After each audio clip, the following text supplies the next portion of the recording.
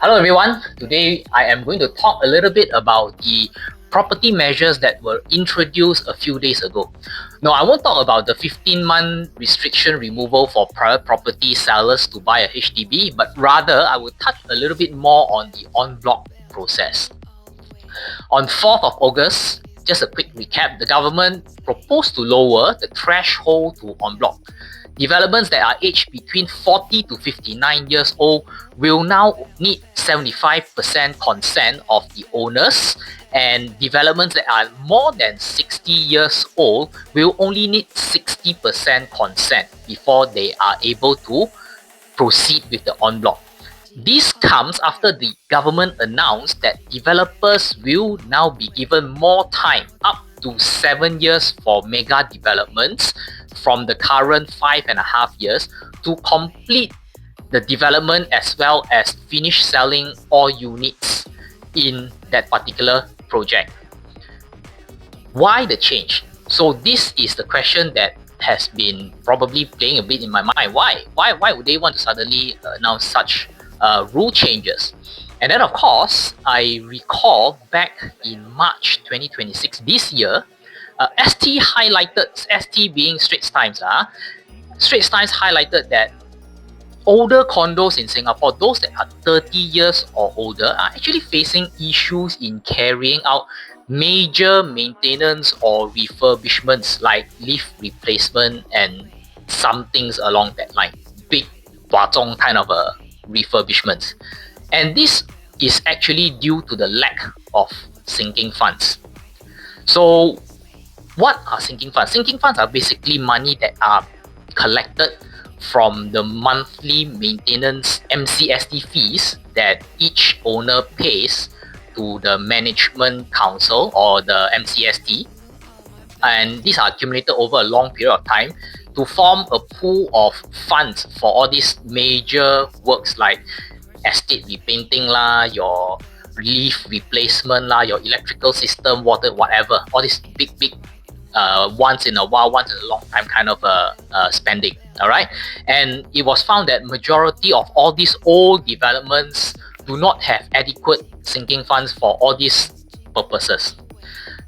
Straits Times also reported there are currently 1,000 out of 3,750 condo developments in Singapore. That is more than 25%, by the way, that are more than 30 years old. These developments were built in the 80s as well as the 90s and are currently in a stage where all these major systems like lifts, your plumbing, your electrical systems, that is experiencing end of life, or in other words, beginning to fail. And like I mentioned, and like what was highlighted by Straits Times, the MCST are not able to carry out all these refurbishments as per plan due to the lack of sinking funds. To top up this shortage, it will require a large out-of-pocket contribution from each owner, which in these older estates, many of them could be retired and are not earning an active income. Therefore, they are not able to fork out such a large amount of money in such a short time frame for this sinking fund to be replenished and for the major works to be carried out. Unlike HDBs, where the government can just implement HIP or your LUP, your LUP program, your HIP program, for the old estates to upgrade your toilets and whatnot, private condos are under the purview of the owners because they are private, and they are not able to use public funds or government funds for all these major upgrades. And because of this vicious cycle that they cannot afford to pay out more for these upgrades to happen, they are trapped in a vicious cycle of deteriorating living conditions. Well, this is where en-bloc comes in. So an en-bloc is actually a private process whereby a developer agrees to buy over a particular development, tear it down, rebuild into a new spanking new development, and in the process, if it is freehold, then you don't need to do any lease top up. If it is a leasehold development, they are able to top up the lease back to 99 years, and sell it as a brand new development. These do not touch any public funds, and at the same time, the whole process fulfills the government's vision of land intensification as well as rejuvenation.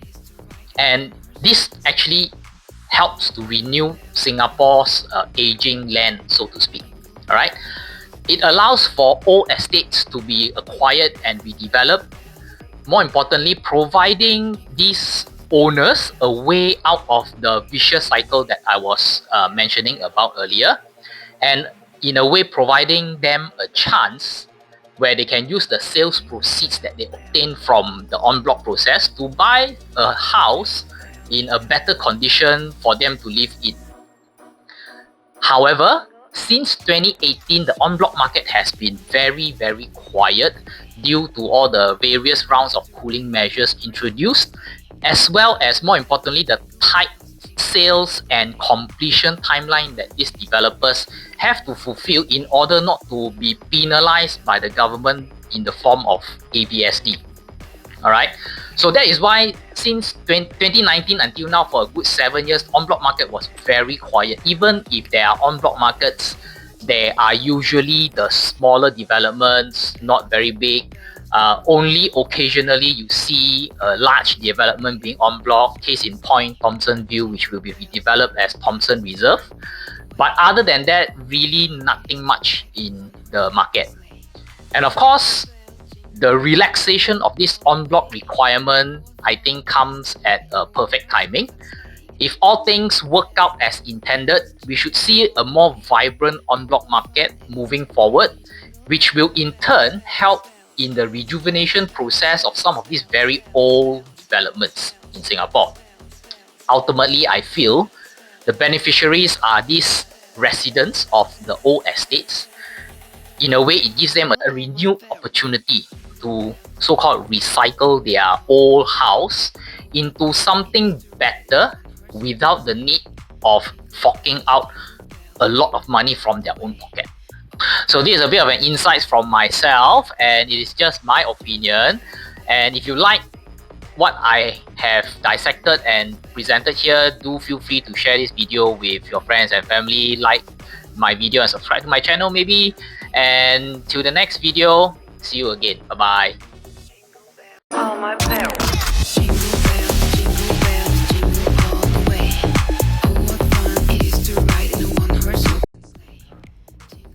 Walao, MCSC want to increase price again ah? No lah.